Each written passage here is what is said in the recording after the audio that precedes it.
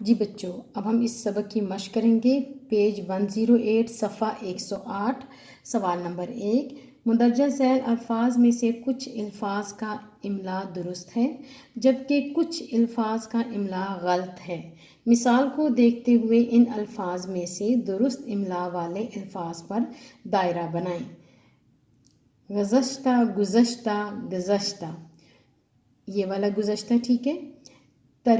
ترغیب، ترغیب، ترغیب، مڈل والا ترغیب ٹھیک ہے۔ قاصر، قاصر، قاصر، یہ درمیان والا قاصر ٹھیک ہے۔ فلاں، فلاں، فلاں، پہلا والا فلاں ٹھیک ہے۔ خرچ، خرچ، خرچ، خرچ، یہ لفظ ٹھیک ہے۔ سوال نمبر 2۔ نیچے دیے گئے جملوں میں کچھ الفاظ کے نیچے لکیر ہے، ان الفاظ کے درست معنی پر دائرہ بنائیں۔ نمبر 1۔ حضرت عمر بن عبدالعزیز رحمۃ اللہ نے گزشتہ دور کی یاد تازہ کر دی۔ سنہرے گزرا ہوا اسلامی، گزشتہ گزرا ہوا۔ ہمیں انسانی فلاح کے لیے کام کرنا چاہیے۔ برائی، بھلائی، دولت، فلاح، بھلائی۔ حضرت عمر بن عبدالعزیز رحمۃ اللہ نے سپہ سالار کو سادگی کی ترغیب دی۔ التجا کرنا، تلقین کرنا، منتخب کرنا۔ ترغیب، تلقین کرنا۔ نعیم آج اسکول آنے سے قاصر ہے۔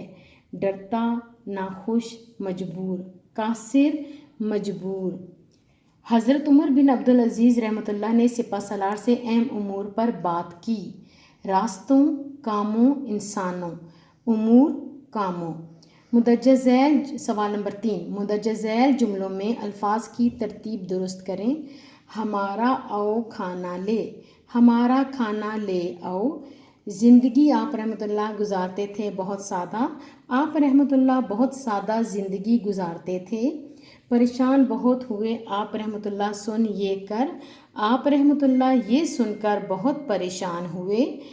کھایا دلیا جی بھر اس کر نے، اس نے جی بھر کر دلیا کھایا۔